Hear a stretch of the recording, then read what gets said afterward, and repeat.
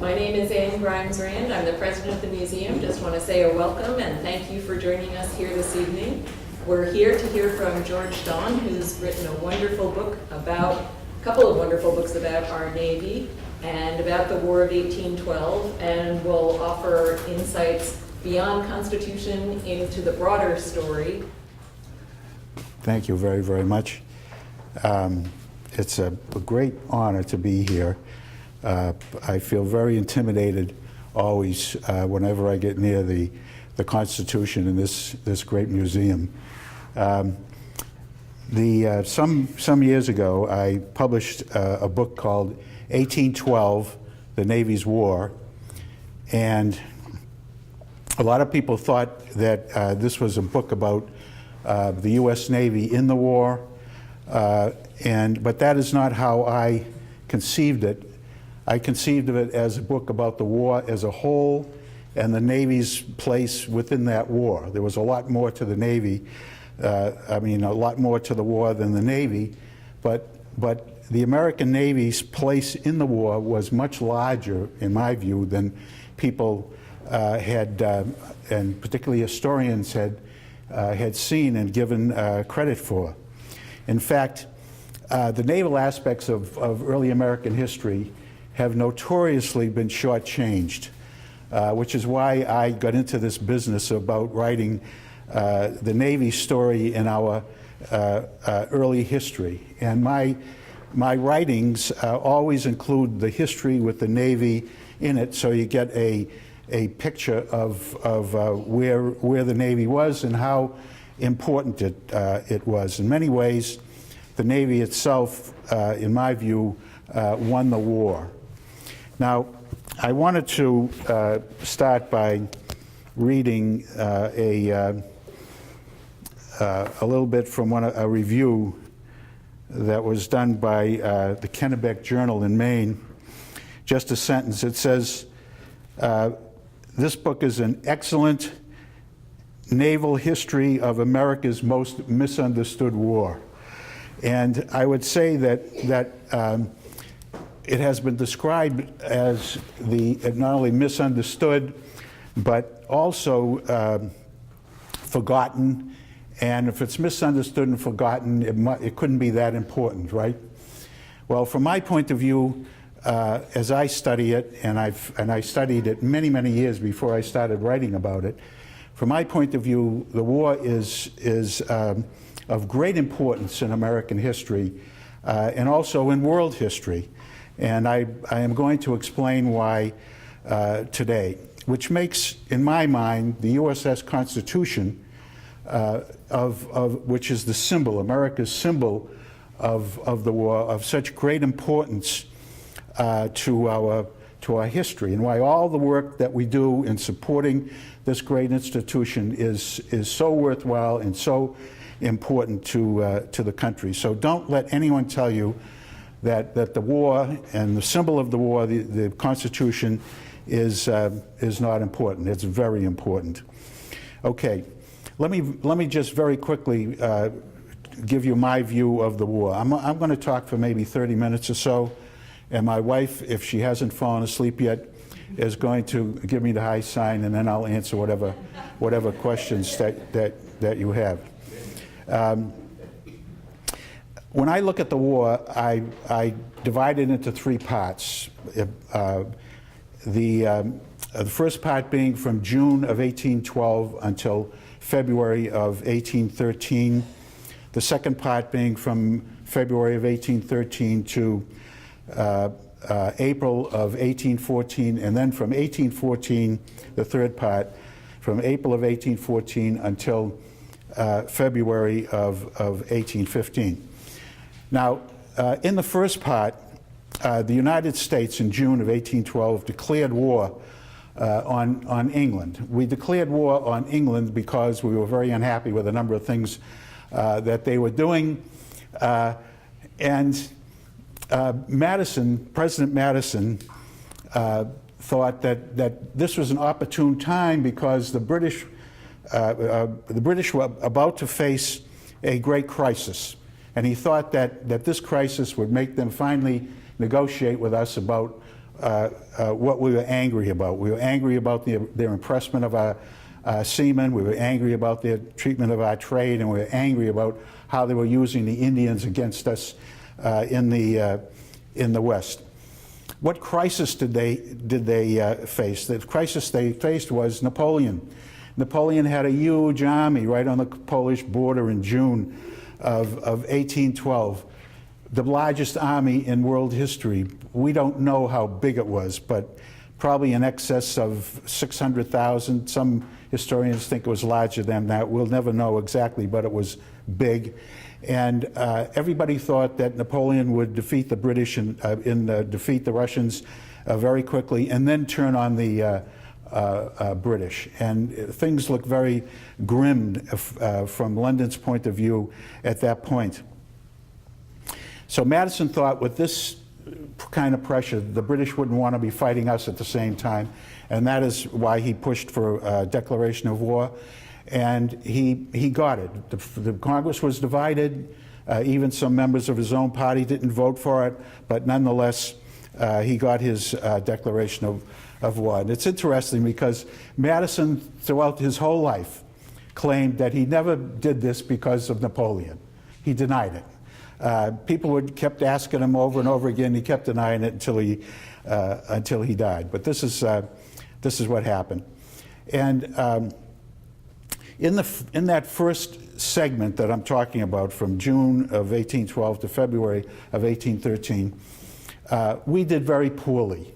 The war went very poorly from our point of view because we had no armed forces. Our army was composed of maybe 7,000 troops scattered all around the border of the United States. We had practically no navy. There had been no warships except for a couple of small ones built since the Adams administration back in the 1790s. So we had practically no army, practically no navy, and we were politically divided. And so it wasn't surprising that we did so poorly in this first part of the war, except for the Navy. The Navy did exceptionally well, beginning with the victory of the Constitution in August of 1812. And what's interesting about this victory, which was the most important in the war, and one of the most important in our history, one of the most interesting things about it is it saved Madison politically, which is incredibly ironic. He was a guy who fought against building a navy all his political career. Don't forget, he was enormously powerful in the early administration with George Washington. When our country began in 1789, Washington was the president, but Madison was the head of the House of Representatives, and a lot of people thought that the House of Representatives was going to be the most powerful element in our scheme of government. So he was very powerful, and he and Washington were very close. He was almost a son to Washington. I remember before Washington reached New York and assumed his office as president, he and Madison spent a week together in Mount Vernon going over what they were going to do. And Washington wanted, at some point, a respectable navy. At this point, the United States had no navy in our early republic. And Madison fought him tooth and nail on this, supported by Jefferson. And their feeling was, Madison and Jefferson, was that if you had a strong navy, it was going to cost too much, it would never do well against the British or French or any sizable power, and it might involve you in war and could be a threat to the Constitution. Washington wanted a respectable navy, and believing that it would protect the Constitution and make foreign powers treat us with respect. So Madison didn't change his mind, and by the time we get to June of 1812, he still had the same feelings about the Navy. He didn't think the Navy was important. And as I point out in my book, the Navy had no orders in June of 1812. He thought they might as well just stay in port. He thought that privateers were going to be America's muscle on the high seas, and indeed we had plenty of privateers out, but he didn't think the Navy was going to be of any consequence. He had also not done much to build up the Army either. He had the same feelings about the Army that he did about the Navy. We don't want it too big. If we get it too big, it's going to be a threat against the Constitution. We might wind up with a Napoleon. So he was never an advocate of the Army either. But in June of 1812, when he declared war, he was going to use the little army we had to invade Canada. He thought that might bring more pressure on the British. Well, we failed during this first period militarily. Our invasion of Canada, 3 different places along the border, had failed miserably. The only thing that did well, the only part of our military that did well was the Navy, and this was a great surprise to him. And the victory of the Constitution against the guerrilla was so important to him because only a few days earlier, the Army had suffered a big defeat at Detroit, which was in its invasion of Canada, which Madison was not expecting. And that defeat at Detroit was going to kill his presidential re-election hopes. 1812 was a re-election year. And in those days, people like Madison who were running acted like they weren't running. They didn't care. He was supposed to be above politics. And of course, this was a ridiculous. He wanted so much to be reelected, and he knew that this defeat at Detroit was going to kill his chances. And here, a few days later, is this unexpected victory by a U.S. Navy ship against a British ship, and boy, did he grab onto that. And from then on, he falls in love with the Navy. The guy who had fought against the Navy all this time, all of a sudden loves the Navy. He has the offices of the Constitution down to Washington. Dolly Madison, who's the greatest party giver of that era, wines and dines and brings all the Congress and so on together with these Navy officers. And in December, after he's been reelected, he puts before the Congress a whole plan to do with the Navy what Washington wanted to do, make it respectable. And this is the beginning, really, of the modern, I would say, American Navy. The American Navy comes of age here in December and January, December of 1812, January of 1812, when Madison, and he gets a lot of the people in Congress who were opposed to it, he gets them to agree that we need a respectable Navy just like Washington and Adams wanted to. This is a huge event, and it becomes even of greater importance when we go on to discuss why this war was so important in our history and in world history. Now, as we know, during this time, Napoleon got defeated. And I have this wonderful scene of him and one aide in a sleigh. After they cross back over, he deserts his army, rushing to Paris before they find out what a disaster it's been, so he can pick up the reins of power and build a new army. So he succeeded. Everyone hoped he'd be captured and shot or something. He didn't, and he became a problem.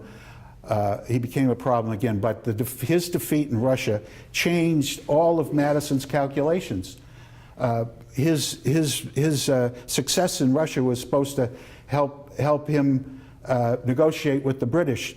Well, we go now to the second segment of this war, February of 1813 to April of 1814. The British now are fighting Napoleon, who is rejuvenated but never as powerful as he was. But the British now know that he's going to be defeated at some point. They have confidence that he will be, and so they are never going to negotiate with the United States. They are mad at the United States. We stabbed them in the back in June when they were under the gun. They were going to get back at us. There's a wonderful debate in Parliament in February of 1813 when they discussed the United States. And nobody liked us. Everybody hated us except for two people. And you can ask me who those two people were, but nobody paid any attention to them. And so the government, the British government, led by a guy named Liverpool, who was a modern-day politician who paid very close attention to public opinion. If the public wanted to get back at the United States, he was no one to not to go along with it. And he had a foreign minister named Castlereagh, who was his brain, who went along with this as well. Well, in this second period, February of 1813 to April of 1814, the United States does even worse, except, again, for the Navy.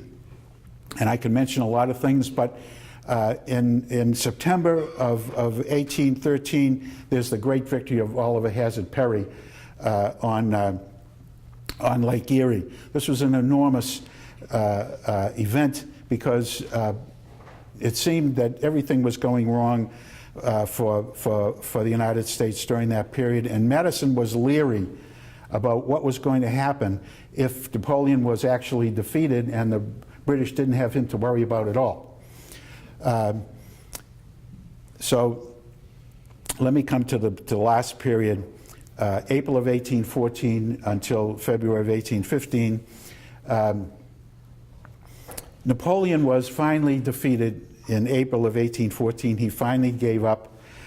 He didn't actually give up. He right to the very end, he was going to fight on. It was his generals who told him, "No more. You're completely done." And he accepted that, and they packed him off to Elba. The British wanted him sent much further than Elba, as you can imagine. Now, in April of 1814, you would think the British had had enough of war. They had been fighting the French, one regime after another, since 1792.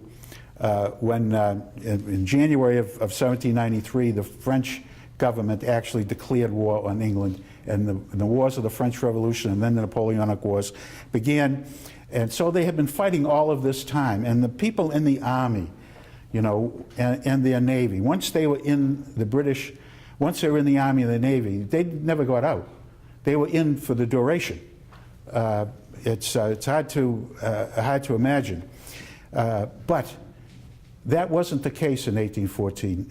In April of 1814, it wasn't the case that they had had enough of war. The whole country was still mad at the United States, and they were feeling very powerful, having defeated Napoleon. And so the policy of the British government was to get back at the United States and to deal with us permanently. And they were going to deal with us permanently by dividing us. And so, and they thought they didn't have any distractions in Europe. And so their invasion plans for the United States went something like this. There was going to be an army coming down from Canada, a major army coming down from Canada, another major army coming up from New Orleans, and amphibious raids all along the coast to act as diversions.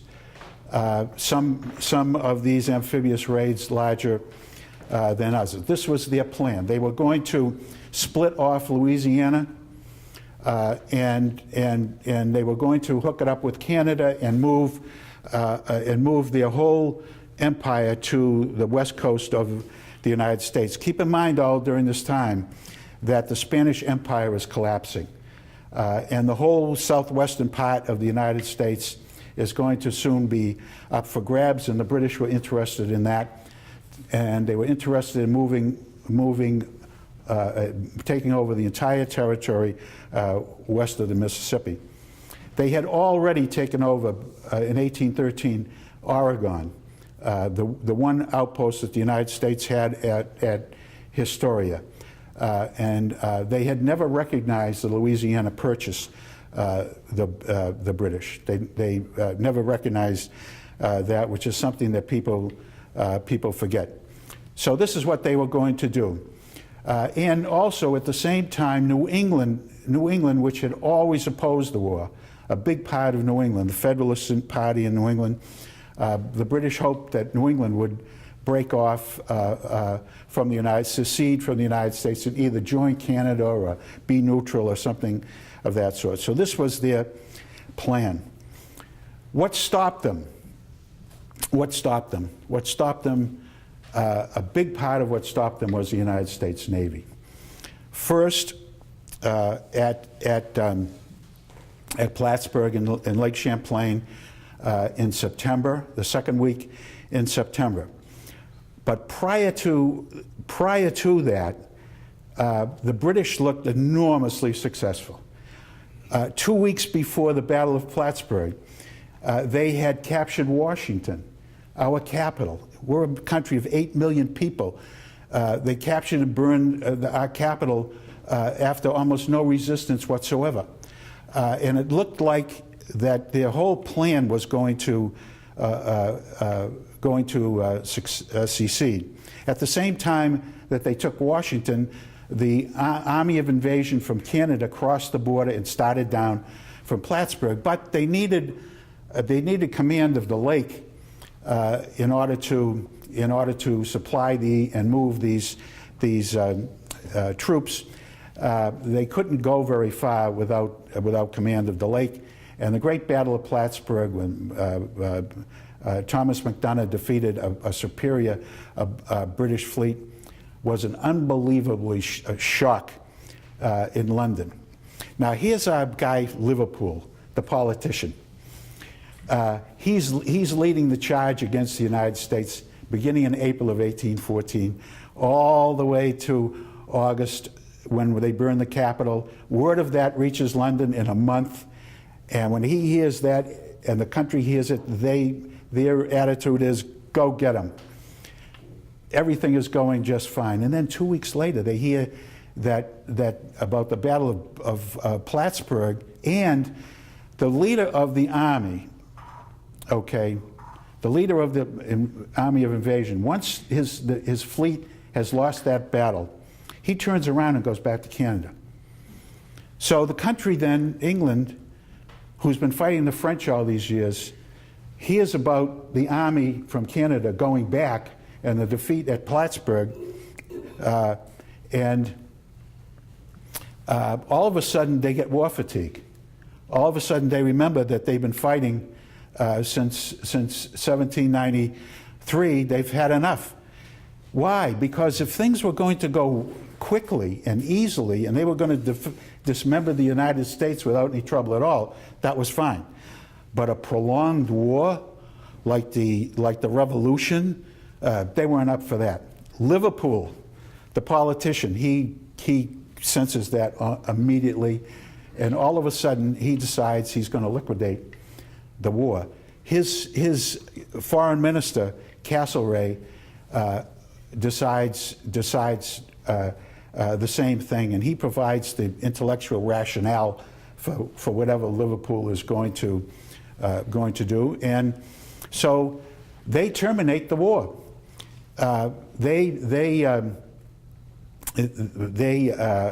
agree to a peace, and the peace is signed in December 24th, 1814. Oh, President Madison is relieved. He has no idea that the Battle of Plattsburgh, this little tiny naval battle, has had the effect that it has had on England. I should say that 2 days after the Battle of Plattsburgh, the same British fleet and same British army that burned Washington prepared to attack Baltimore and turned around and didn't. And they didn't because we were too well prepared there. And it was the combination of those two defeats, Plattsburgh and Baltimore, that moved the Liverpool government to recognize the war was over for them. New Orleans, the invasion from the south, which had been planned way back, kept going because they didn't get word that there was a peace settlement. So the Battle of New Orleans takes place in January 8th, 1815. And I say in my book that the Battle of New Orleans, even though it's after the peace treaty, is of huge importance. And the United States Navy played a big part in the battle of winning the Battle of New Orleans. We always have these pictures of the sharpshooters and the guys in buckskins shooting the British and all of that. And there's nothing at all about the United States Navy. Well, the United States Navy was less than 10 little ships. And it played a major role. And the first person to admit that, and all the documents show it, was Andrew Jackson. But the rest of us forgot about it. And so the Navy played a key role in New Orleans, in Baltimore, and at Plattsburgh. Now, why was New Orleans so important? It was so important because Castlereagh, looking at all of this, decides that the British have to make a fundamental change in their whole approach to the United States. They've been operating on the assumption all this time that the United States is basically weak. It's that same country that had, back in 1812, that had no army, no navy, was politically divided. Castlereagh said they're not like that anymore. As a matter of fact, we politically became united after the Battle of New Orleans and after the peace treaty. But he said their army and their navy is much stronger. They're not the same as they were before, and they're much too difficult to challenge on their own continent, and therefore it ought to be our policy to be friends with them. This was an entire revolution in British policy because they've been at loggerheads with us since the Revolution. On our part, we wanted their friendship. We always wanted it. We were always open to it. We were hoping for it. But on their part, they wanted nothing to do with us. And I should say that Liverpool and Castlereagh were the same guys who were going to dismember us. And they didn't like us. They didn't like anything about us. They didn't like our politics. They didn't like the way we ran our government. They didn't like our economy. They were capitalists. We were capitalists, but their capitalism was much different from ours. And culturally, we were so far beneath them they couldn't see down that far. So they didn't like anything about us, except they had to recognize now we were a different entity. We were too powerful. And Castlereagh said to Liverpool, look, if we don't seek a new relationship with them, we're going to be fighting them for the next 100 years. And he was right. Think about all the things they had to fight about. The whole Canadian boundary was unsettled. He thought that the British Americans could be fighting that war after war forever. And you know that's true. What about the southern boundary? The Spanish Empire continued to collapse. By 1823, the whole Spanish Empire in the whole New World was gone, except for Cuba and Puerto Rico. It was free. Who was going to control the southwestern part of the United States? Florida and all of what is now the Southwest, Arizona, New Mexico, California, and so on. Were Texas, were we going to fight about all about that? And what about our rivalry on the high seas and so on? The number of issues were endless. Castlereagh won that argument, and Liverpool backed him, and this became the policy of Britain. And it came about because the United States was strong, because we were strong militarily, and because we were united politically. And so this is the beginning of the great relationship between the two English-speaking countries that in the 20th century became so important to the world. It saved the world, continues to save the world. Who has their planes over Iraq as we speak with the United States? The Brits. God help us if the Scots decide to pull out. It's beyond my. I've spent a lot of time in Scotland. I've listened to the independence guys a lot, and my goodness, I hope they don't. I hope they don't succeed. So, so I'm going to close here by saying this. I could go through the whole history of the 19th century and show you how the two countries had problems. They had issues, and how they solved them all peacefully, and how important that was, because 100 years later, in 1814, the world goes crazy and there's another world war, and Britain really needs the United States. And when the World War I started, President Wilson wanted us to be neutral, and we were neutral. But we weren't neutral in our hearts. There was enormous sentiment in favor of the British and the French, and eventually, when the Germans made some very foolish mistakes and got us into the war, we saved them.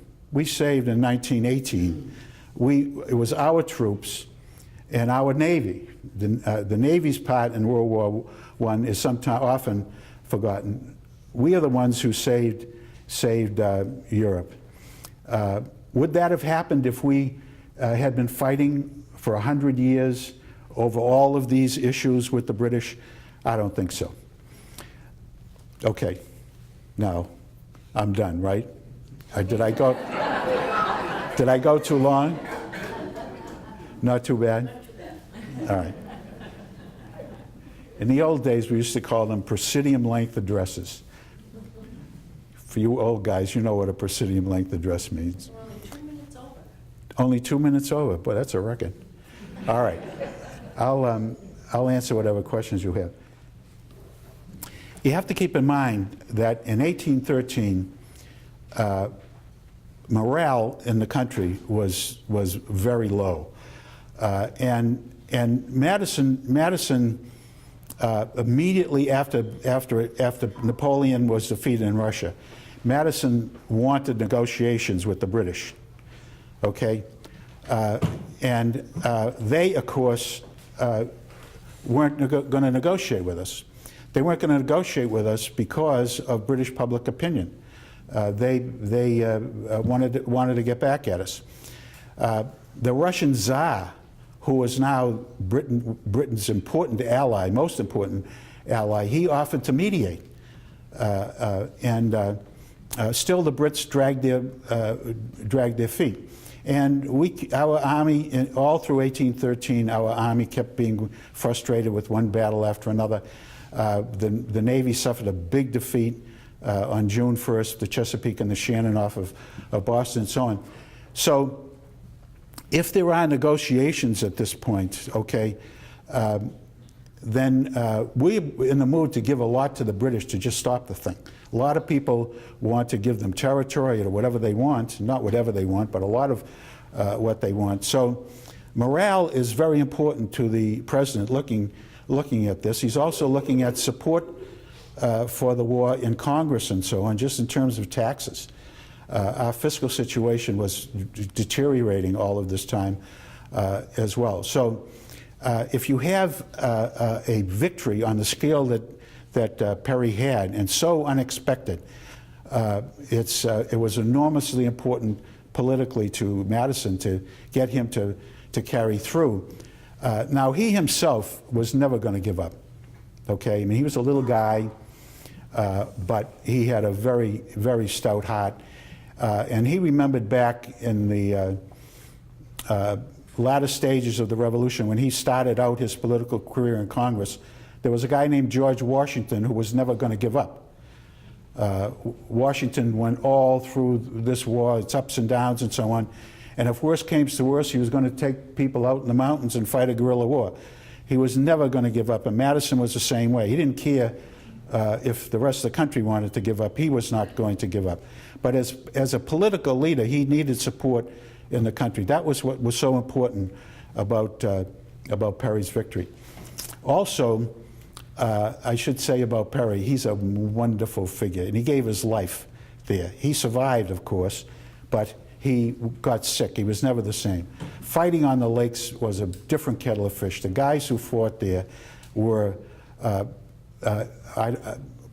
only term I can use, super patriots. It was horrible duty. The sickness and the difficulties and so on. Well, he was part of it, and if you know his life story, he gave his life for his country in that battle. And so, a great figure, a great symbol. That's more than you wanted, right? Somehow or other, that marriage never took place. You would think it would be a natural. It wasn't. What happened in France was when Napoleon leaves, he goes to Elba for about a year. And in his place, immediately in April, the Allies who defeated Napoleon put in place the old regime. A guy named Louis XVIII, who wanted to turn the clock back to the 18th century before the Revolution. And so by April of 1814, Napoleon, who had killed off so many Frenchmen that they hated him, after a short time with Louis XVIII, they now hated him more.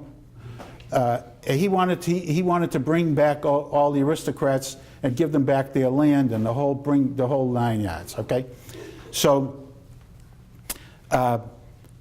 the British ambassador in Paris was the Duke of Wellington. Okay, after the victory, he was appointed, and he was telling Liverpool, he and Liverpool and Castlereagh are very close. He was telling them, look, this guy's so unpopular, there's going to be a coup here at any time. It's probably going to be one of Napoleon's generals who's going to take his place, or maybe even Napoleon himself. So that's what happened. He came back. We have Waterloo in June of 1815. He's defeated, and who comes back after him? Louis XVIII, and he's just as reactionary as it was before.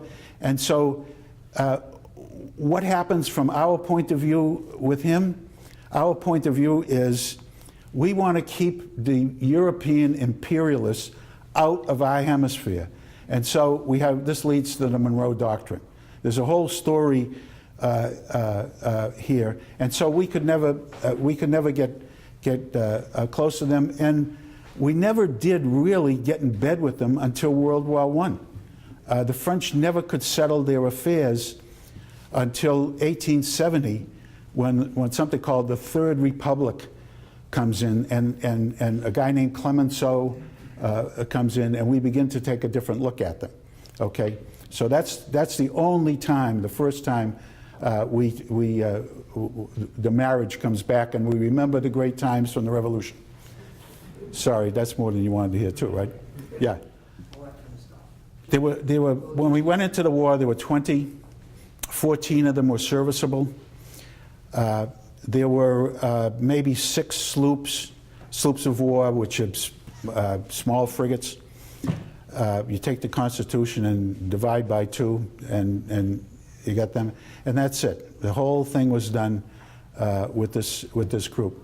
It's one of the miracles of our history that we produced. I mean, you can ask the question, how come we did so well with so few? Number one, it was the officer corps. It was an incredible officer corps. You know, sometimes you get a Red Sox team that wins and has this incredible group. Then other times, but wow, then we had some unbelievable figures. Isaac Hull of the Constitution was probably as good an officer as any service has ever seen in the history of the world. He was an incredible figure, and there were a number of those. And why did they stay in the Navy even? All during Jefferson's time and Madison's early time, when the president had no use for them, and they stayed. They were professionals. And they had a lot of experience. They had experience with the quasi-war with France, 1798 to 1800, then the war with Tripoli, 1801 to 1805. So these were experienced, devoted guys. I remember the first time I gave a talk on this, somebody asked me a question about all this, and I said, you have to factor in the enormous patriotism of these people. I'm not waving the flag here. It's just from the point of view of an historian, this is a fact. You can't explain their devotion. Or let's say, why did Oliver Hazard Perry give his life? It was patriotism, so enormous of patriotism. The crews on our ships were so much better than the British. I could go into a long comparison of the two, of the crews, on average crews on the different ships. So, and technically, our ships were better than the British ships. They were better in the sense that, you know, the British knew how to build warships. I'm not saying that. But their warships were built for a different purpose than ours were. They were to confront another superpower, another great power. Ours were built for a different reason. And so technically, in the kind of situation we were in, we had an advantage just technically. So for all of these reasons, this small group did incredible things. Yeah. Don't forget, too, we had 526 privateers out there. That's another story. This has never been written about, by the way, our privateers. That story, I mean, it's been written about, but there's never been a really good study of privateers in the War of 1812. Why didn't they? Yeah, why didn't they? You know that it was never contemplated.